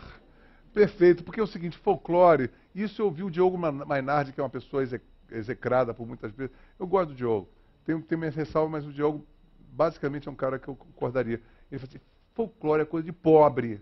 Você já viu o americano preocupado com folclore? Folk, Bob Dylan, por exemplo, Bob Dylan faz folk. Pega as pessoas, mas bota a guitarra elétrica e, pô, sabe, bota à frente. E aí dá maconha para os Beatles. Né? Aqui não. O cara é folclore, aí vai tocar uma música de 300 anos atrás. Igual. Porque é o falso absoluto. Por exemplo, se você pegar um grupo, um regional, por exemplo, um Casuarina, por exemplo, que eu vi que é uma coisa horrorosa. Assim, é uma coisa assim, assim, cara, que pode acontecer aquilo? É assim, aí o cara assim, e aí todos bem vestidos, a la velha guarda, assim, milimetricamente pobres, com inveja da brejeirice do Grajaú, morando no Ipanema, mas se recusando jamais a desligar o seu ar-condicionado para pegar uma vilinha, a temperatura de Bangu não é mole, não. Então o neguinho fica naquela folclore, né? Aí bota aquela camisinha, aí toca, aí começa a tocar Monarco. Monarco é meu amigo, Zequete. Aí, raiz. Que raiz é essa? Que merda é essa? É o falso absoluto. É o falso absoluto porque o brasileiro, isso é que me dá o maior grilo, cara. Ele não olha para frente para poder ser feliz. Ele acha que ele mesmo ele é um bosta. Ele mesmo, ele não pode... Por exemplo, eu ouvi National Kid. Eu vi National Kid, eu vi Johnny Quest, eu vi o Batman. Eu não ouvi o Cartola. Eu não ouvi Beethoven. Eu posso eventualmente até vendo... Agora, minha formação é chula. Eu adoro minha formação. Agora, todo mundo fica assim, minha formação é chula. Eu ouvi Dorival Caymmi quando eu era criança. Mentira, você não ia conseguir. Não é verdade? Então é esse que é o problema. A pessoa se automascara de uma dignidade intelectual, uma síndrome de dignidade intelectual perversa, que vem de um barroquismo absolutamente prolixo e inútil. O que eu falo assim, a circunvolução do barroco brasileiro é para o nada. É simplesmente, é a mesma coisa que um ponta-direita super habilidoso driblando a bandeira de escanteio. Vocês estão entendendo? É uma habilidade para o nada. É a mesma coisa que a bossa nova. Vocês perceberam assim, a bossa nova, você vai tocar... Eu pensei assim, sabe qual é o milagre da bossa nova? É ser tão sofisticado e tão vulgar. Conhece o Ray Conniff? Coral de Ray Conniff, aquele easy listening bem medíocre. A bossa nova é a mesma coisa. Você só vai... a bossa nova está tocando muito no exterior. Assim, em lojas de departamento, você vai comprar uma lingerie, você vai num...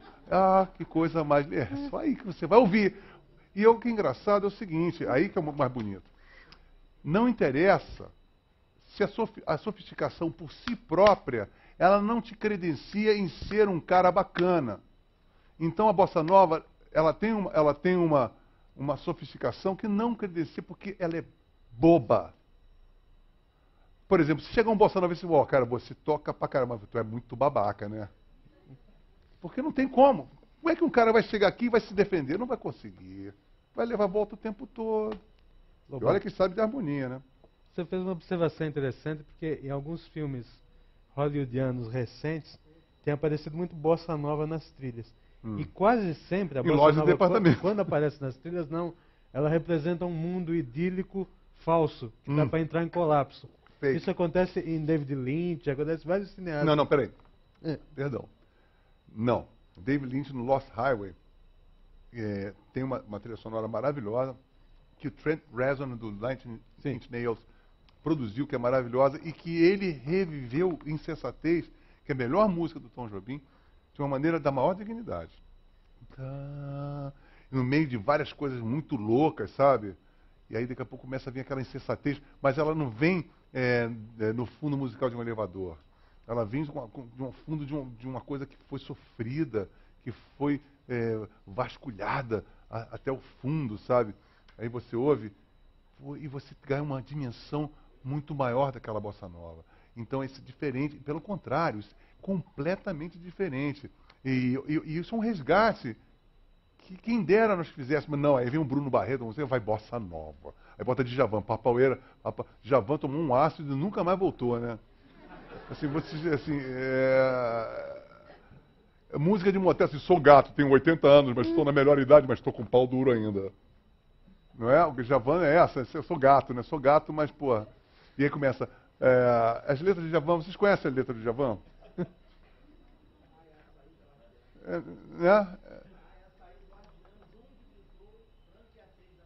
Branca é a tez da manhã, desaguar no peripédico do velho da ribiboca da parafuseira. Eu não tenho nada contra letras insólitas, desde que seja o Flaming Lips, tá entendendo? Assim, o Mutantes, tipo assim, eu sou muito louco, não estou me levando a sério. Agora, quando um babaca desse bota uns cabelinhos dread, sexo octogenário, e diz assim, vou tocar uma música pro motel, e dizer, açaí, guariroba, aí sou gostoso pra caralho, sabe, com essa mímica corporal de que é gostoso, aí você tem vontade de dar uma cusparada na testa do cara. Não, mas ele aplaudiu, como as harmonias, vocês já perceberam como as harmonias aqui no Brasil, a harmonia é um osso do orifício, sabe como é que é? A harmonia você pode ter ou não ter, por exemplo, eu fico pensando, a harmonia para mim, eu gosto muito de física, né? Física quântica, Einstein. Por exemplo, eu fico muito fascinado pela concisão, pela síntese, e pela beleza, e pela profundidade de uma equação como E igual a MC2. Para mim isso é um riff do Keith Richards. Sabe? E igual a MC2, igual a Satisfaction. Jamais igual à introdução de qualquer coisa do Tom Jobim, porque não pode, está entendendo? Porque a bossa nova estaria mais por um compêndio de física quântica em que a pessoa incapacitada de sintetizar a realidade daquela observação que ele percebeu, é escravizado pela complexidade. Tem que ficar escrevendo 532 mil páginas e aí você acha chato. Aí você percebe assim, a física quântica parece a MPB, que parece a missa em latim. Ou seja, é tudo um mal-estar. É um mal-estar, mas que o intelectual recusa-se, está morrendo de tédio, mas aplaude. Quantas pessoas viram um filme do Júlio Bressani? Eu não consigo ver nem 20 minutos. Porque aí eu falo assim, é bom. Não é uma merda. Porque você não consegue ver. Você não consegue ver, por mais genial, quem é que vai absorver? Aproveitando o gancho, você falou que a cultura americana não usa o folclore, né? Mas eu creio que é porque por trás de todos aqueles ícones da cultura pop americana, estão lá todos os arquétipos que importam. Entendeu? Por trás da Madonna, por trás da Marilyn Monroe, por trás do super-homem. Você estuda aquilo arquetipicamente, estão lá todos os arquétipos que movem a vida, disfarçados de ícones populares de consumo imediato. Mas porque está em movimento. Por exemplo, nada contra o folclore. Por exemplo, o Bob Dylan, você vendo a vida dele, ele foi um dos caras que ele era mais Chico Buarque do que o Chico Buarque no sentido anacrônico de pegar o Woody Guthrie, pegar várias pessoas de 1930, sabe, pessoas obscuras lá no reino folk, no reino folclórico. Sabe? Então não é a questão do folclore em si, não. É como a gente faz com o folclore. Aí ele pega aquilo e fala, pô, legal, você fez isso, agora eu vou fazer o meu. Eu amo você. Baseado nisso, é um metabolismo genuíno que transforma naturalmente aquilo que ele absorveu numa coisa diferente. Enquanto que aqui não. Por exemplo, vamos assim, Bob Dylan, Woody Guthrie. Aí o cara fala, Woody Guthrie, legal. Aí pega, vou tocar Woody Guthrie. Aí daqui a pouco, vamos fazer a música. É diferente. Metabolizou. Aqui você pega o Casuarina, como exemplo. Vamos tocar Monarco. Parece a Vênus de Milos com 2 braços. É o falso absoluto. Porque é mais perfeito do que o Monarco. Não nos serve. Tocam bem. Não, porque as pessoas, mas o cara toca pra caramba. Mas, pô, você pega qualquer músico sertanejo que faz. Pô, ele tá afinado, parece que tá com um pau no cu. Qual é a vantagem? Mais perguntas da plateia. Eu estou nesse ambiente escolar e eu percebo muito o que você falou aí em relação à sacralização de certas obras, que eu sou obrigado a ler, que eu sou obrigado a delirar nos delírios do João Guimarães Rosa. Eu sou obrigado. Eu nunca fui no sertão, eu tenho que. Aquilo é cult, aquilo é bom, sabe? E eu fico percebendo. É uma ditadura, isso, né? Aquela masturbação mental que a professora fica ouvindo. Ela fica falando aquilo na sua cabeça, assim, aquilo presta. Olha, ele quis... E você já percebeu outra coisa? Todo professor universitário é de esquerda e quer te doutrinar? Com certeza. Não, hoje eu fui lá na Unicamp... E você com medo, desenturmado, doido para comer uma xoxota, pensa assim, vou ser de esquerda, senão não come ninguém, não é verdade? Porque hoje eu fui lá na Unicamp e eu fiquei assim, eu vi uma apresentação ridícula. E ela estava embasada por 2 professores de dança. Não me passou nada e eu tive que falar o quê? Olha, que técnica boa. Senão tu levava uma porrada retórica. Assim. Eu achei uma bosta, saí de lá falando assim, você tem que abrir sua mente, porque isso der certo. Da próxima vez se levanta, seu idiota! Achei ridículo, porque eu vou prestar dança na Unicamp, eu fiquei decepcionado. Eu fiquei decepcionado tanto com o teatro que está lá para... o teatro tem uma pedra lá que fala que acho que ele vai... Acho que a Unicamp ela vai construir um teatro desde a primavera de 1997. Reinvenção regressiva, né? Sim. Eu fiquei muito triste com isso, porque eu, como pretendente artista, eu fico como se fosse assim, com uma insatisfação de reduzido, ser brasileiro. Você tem que... Por quê? Estão te dando assim, você só pode atuar assim, né? Não é? Eu queria entender de onde nasce essa falta de criatividade. Porque muito bacana. Eu fico vendo as músicas americanas, tanto esse pop barato, o povo todo Mas mundo bom, né? gosta, todo mundo ouve, e ninguém fala da Britney, Eu adoro a Britney. Britney. É ridículo, ela é puta, mas Quem dera que a gente tivesse uma novela cantora das igual a 8, Britney eu não no Brasil. vejo novela das 8, porque novela das 8, que isso, é coisa de pobre. Novela Isso das é muito... 8. Porra, Por que todo que comunista estão fazendo odeia a novela das 8. Eu Eu queria saber. adoro novela das 8. Mas tem uma frase clássica, né? Que é, eu estava passando pela sala ou pelo quarto da empregada e vi aquela cena. Não, Eu já então- ouvi E isso os meus tantas colegas, vezes. às vezes, eles denotam preconceito. Mas eles estão acachapados. Você vê É doutrina. Eu vi lá a Maia, o Barruan. Eu acho uma besteira. Baguan queria. Arebaba, não é verdade? Pô, e outra coisa, sabe o que eu... Olha, eu vou dizer uma coisa pra você. Tem uma coisa a me perguntar? Sim. Tá, Eu queria saber como que eu posso resgatar essa criatividade brasileira. Aonde Boa, que ela se excelente. perdeu? Tô aqui Aonde que ela muito se feliz com a sua perdeu? pergunta, cara. Sabe o que é? Exatamente reside na sua observação, no seu incômodo.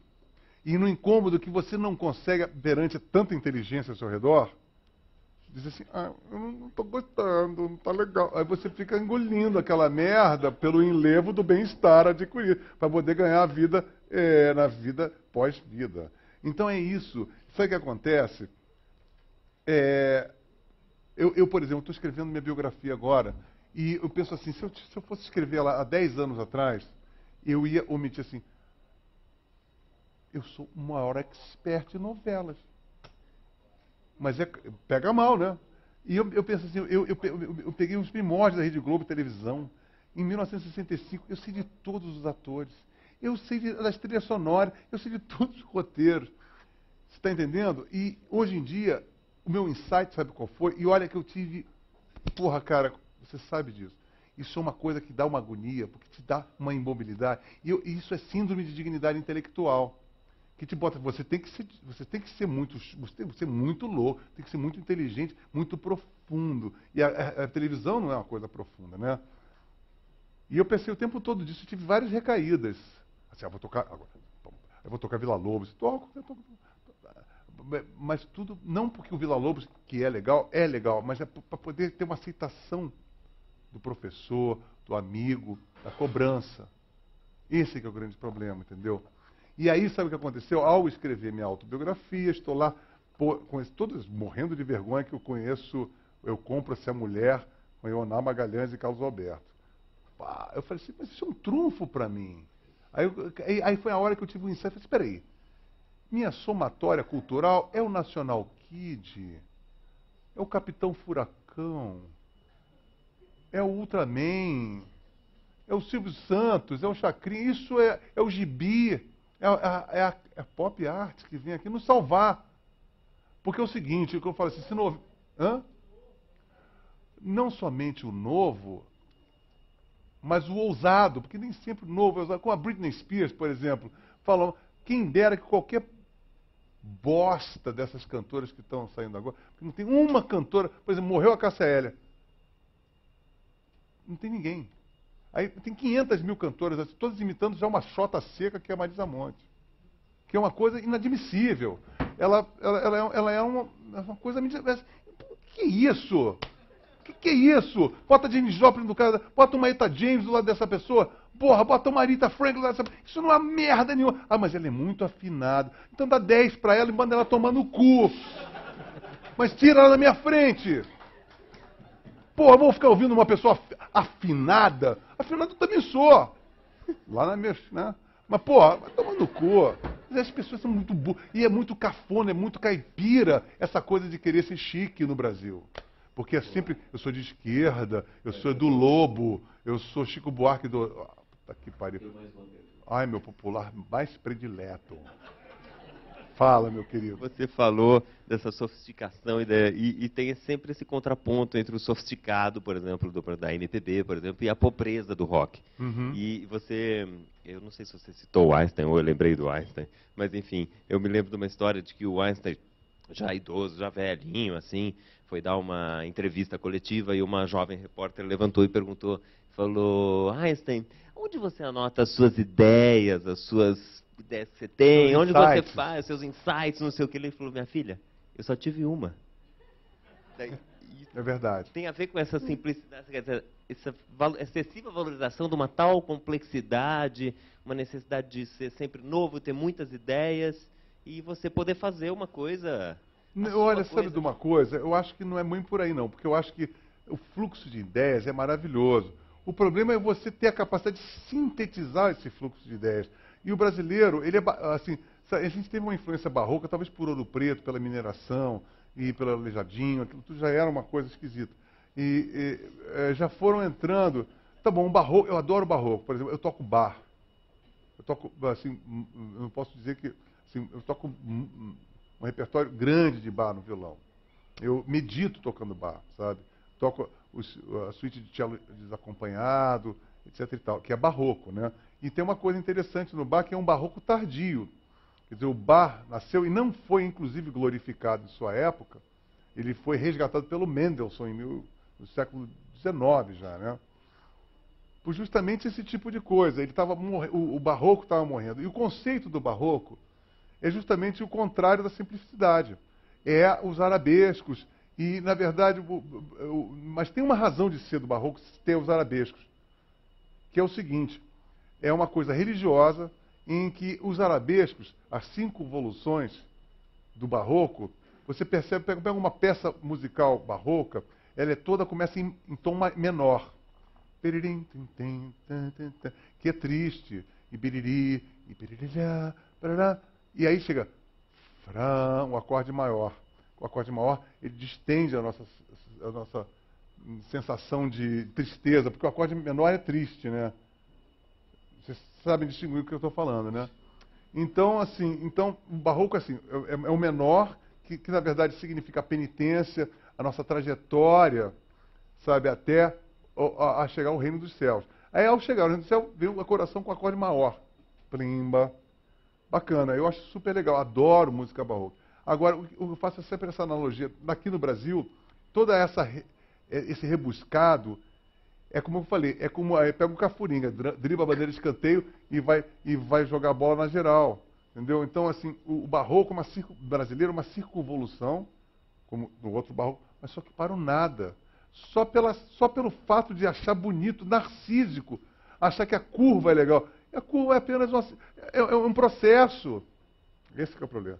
As pessoas não interpretam que aquilo é um processo, que aquilo é a coisa em si. Eu acho que é isso que difere a coisa toda, né, que difere todo o metabolismo. Porque as pessoas acreditam que aquilo, o bonito daquele movimento ele é uma consequência de algum determinado influxo.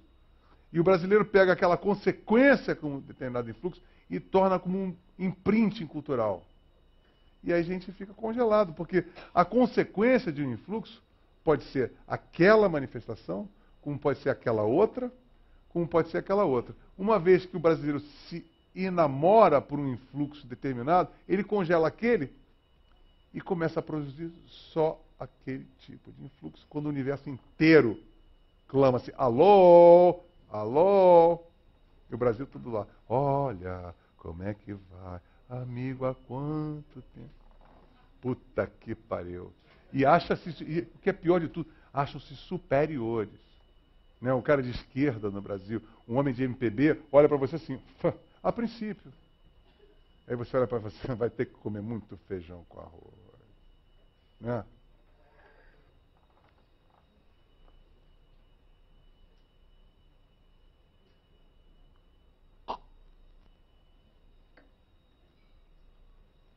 Oi, Lobão. Antes de tudo, boa noite. Boa noite. Eu ouvi você falar várias vezes sobre essa questão de busca de coisas do passado cultural aqui no Brasil. Uhum. Só que eu tenho observado que o brasileiro ele não tem a tendência de buscar esse passado cultural com a ideia de buscar alguma coisa no futuro. O brasileiro ele não enxerga o futuro propriamente dito a partir dessa cultura. Tanto que a referência disso é que aqui no Brasil a gente não tem obras de ficção científica, por exemplo. Perfeito. Ninguém olha no futuro. Cara. As pessoas só olham para o passado ou do presente como para o passado. Portugueses não têm filósofos.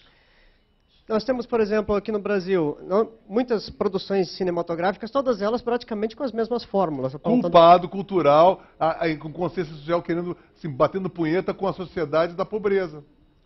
Precisamente. Favela, né? Uhum, precisamente. Aqui Perfeito. no Brasil é sempre a mesma fórmula. Será que não falta uma revolução cultural de uma forma geral aqui no Brasil por essa questão de não termos uma base autêntica a partir das nossas referências culturais? Por exemplo, o brasileiro ele fica sempre naquela mesmice, sempre a mesma coisa, em todos os lugares, porque qualquer um que fale qualquer coisa diferente disso, pronto, o cara é um babaca, o cara é louco, o cara está perdido. Mas se ele busca alguma referência, mesmo que seja no passado, um Pink Floyd, um Led Zeppelin, que seja... Um premiata Poneria Morricone, ou um Gilberto Bécaud, seja lá o que for, né? Aí mas não dá. Não dá. Geralmente o brasileiro ele vai atrás disso porque é modismo. Porque ele ouviu falar que é legal. Porque... Nunca pode ser uma manifestação tão singela, tão bacana quanto a sua.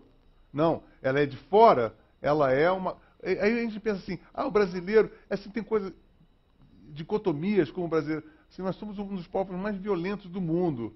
E a nossa representação musical é brejeira.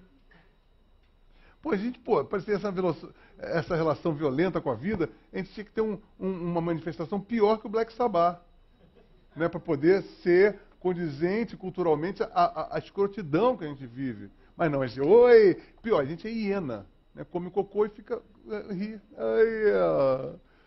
Isso é horrível. Mas o funk não faz um pouco esse papel? Não, o funk é revolta. O funk quer matar as pessoas. Funk proibidão do funk, quero botar uma carabina na tua cabeça e estourar teu crânio. Mais ou menos por aí. Sabe? E é revolta, revolta e revolta. Agora o problema é assim, um beijinho no coração. Aí vem aquele negão de 2 metros, com tupete, alça de boquete. Sabe o que é alça de boquete? Sabe o que é? Aquele cabelo raspadinho, com aquela coisinha pra você...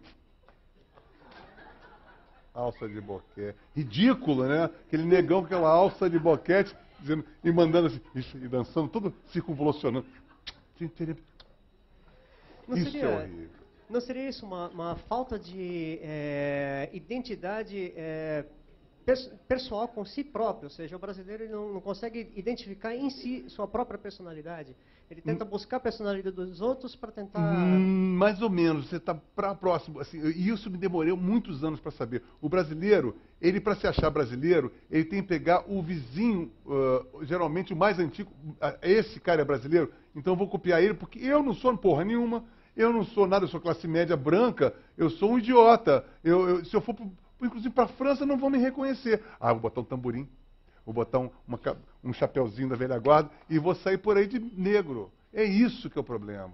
Porque é o seguinte, é que eu percebi assim, peraí, se eu sou branco, ou pelo menos sou mais ou menos branco, assim, mas sou classe média, eu não tenho nada a ver. Olha que, eu sou mascote do Comando Vermelho, já toquei na bateria Mangueira, mas eu já me desvencilhei de tudo isso, eu não tenho nada a ver com isso. Eu adoro toda essa experiência. Mas eu pensei, não é isso que eu sou. Sabe, eu sou muito mais simplório que isso. E o meu simplório é a minha riqueza.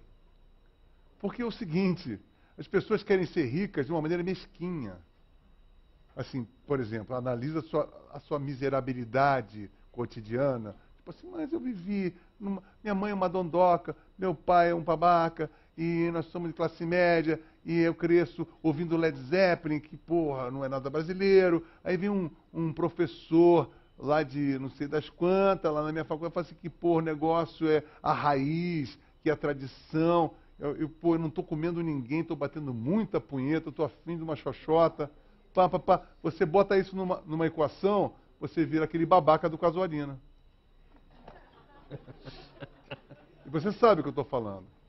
Ele fez uma observação muito interessante quando ele tocou na questão da ficção científica. Não tem, exatamente. Fato, no Brasil não há cultura de gênero, né? Não há ficção científica, não há terror. Você tem lá o Mojica. Tem o Mojica, né? Resistindo. Tentando criar o cinema de terror no Brasil, mas tem Sepultura lá, tem o Cansei de Ser Sexy. A gente tem que dizer, porque todos esses elementos que nós estamos falando agora são elementos de resistência e de contraposição efetivos, porque furaram esse bloqueio. Por exemplo, eu estava muito feliz pegando um computador novo, pegando um plugin de guitarra, de simulação de guitarras, não sei o quê. Aí sim, efeito Jimi Hendrix, efeito Van Halen, depois efeito Andreas Kisser, Sepultura. Tá num plugin na internet.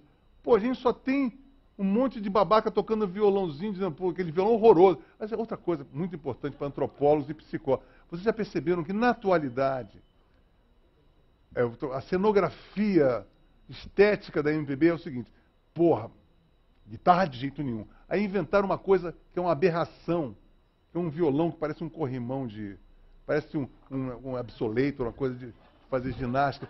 Vocês já perceberam? Um violão que não tem corpo, não tem alma, que todo elemento de MPB tem.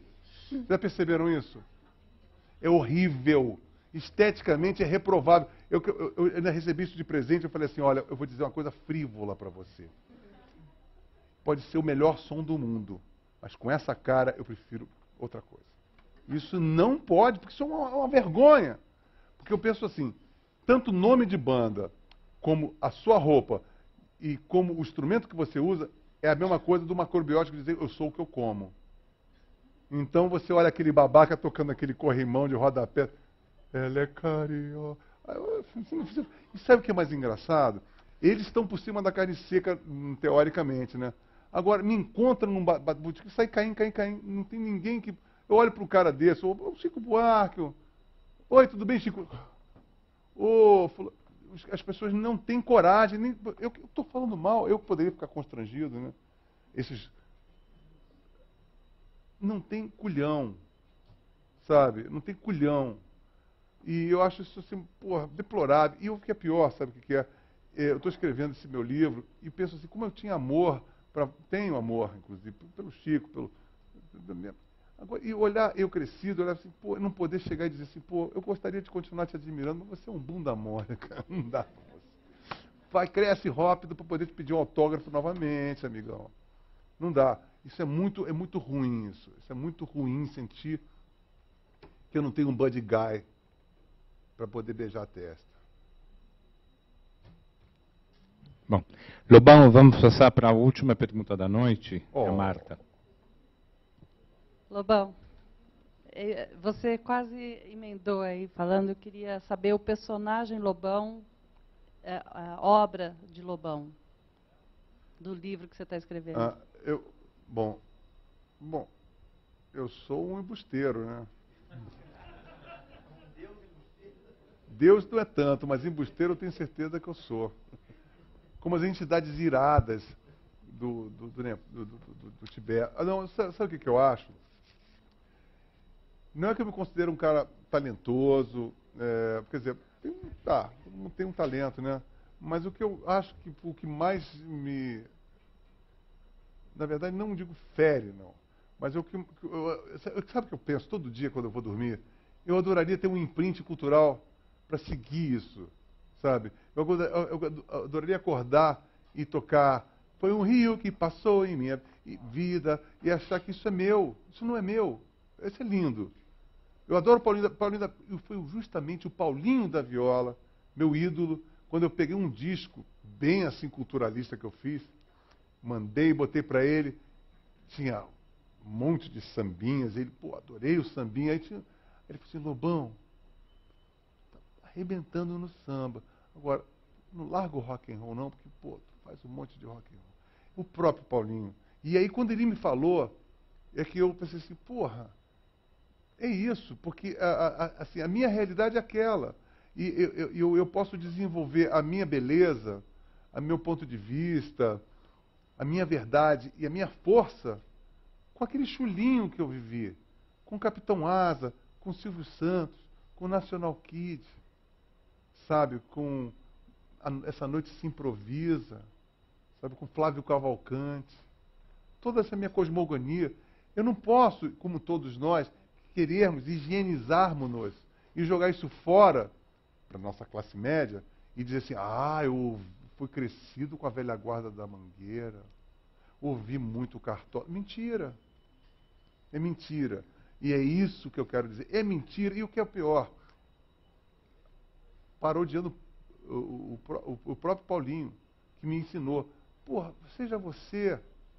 Tire, porque, por exemplo, aquele sambista que estava ali, por exemplo, olha só que legal, o Nelson Sargento, que a gente estava fazendo uma palestra junto, perguntaram, qual é o seu background, Nelson Sargento? Ele falou assim, Não, perguntaram uma coisa mais legal ainda para ele. Perguntaram assim, como vocês, essa velha guarda, Carlos Cachaça, você, Cartola, Nelson Cavaquinho, conseguiram esse vocabulário riquíssimo que enriqueceram a música brasileira? Ah, Monteiro Lobato. Aí, pô, tudo bem, Monteiro Lobato é maravilhoso, mas naquele caso era uma coisa que pegaram assim, o que tem por aí? Se fosse outra coisa, eles pegariam. E nós não. A gente é seletivo de uma maneira preconceituosa, cínica e hipernóstica. Por isso que eu não gosto de Machado de Assis, professor. Careta e um mulato pernóstico. Apesar de epilético, porque eu teria uma simpatia se fosse isso. Mas não gosto, não. E é esse tipo de preciosismo dentro da construção de frases, e nesse preciosismo, na filosofia babaca que a gente perpetua, é que eu estou aqui contra tudo isso. É isso aí. Bom, em relação ao preciosismo das frases, ficou faltando só uma personagem aqui, né, daquelas que você contou na outra vez, o Gilberto Gil. Não, imagina, o Gilberto Gil está onipresente. Mas e aí? O que você fala, que a gente Carlos? lembra... Não, lembra a sua imitação do Gilberto Gil. A gente estava Procure saber. falando disso... Procure saber. Muito bem. Então, obrigado, Lobão e Alex, pela brilhante reflexão que vocês nos ofereceram hoje. Eu só peço o seguinte, eu peço desculpas a qualquer tipo de agressão que eu possa ter causado às preferências de quaisquer pessoa que estiverem aqui, falando sério, no fundo do meu coração, mas, pô, esporte é saúde, Rede Globo de televisão. O que mais? Queria passar um sentimento para você. Não conheço o Pilintra. Sexta-feira nós teremos também Alex Antunes com Max Andor falando a tríade da religião, ciência e tecnologia. Não esqueçam também que na próxima terça-feira, dia 6 de outubro, nós teremos um tema sobre a eficiência energética, com 2 grandes palestrantes internacionais. Então, só um minuto. O Howard Geller e o José Goldenberg. Então, não deixem de vir na terça-feira. E na quinta-feira, nós teremos Frederic Vandenberg, que é um belga, falando sobre o esgotamento do novo movimento teórico e a era dos epígonos, dentro da nova sociologia no Brasil. Então, gostaríamos de agradecer a presença de todos vocês, sem os quais seria impossível a gente fazer o café, e agradecer mais uma vez o Alex e o Lobão pela presença. Obrigado a todos.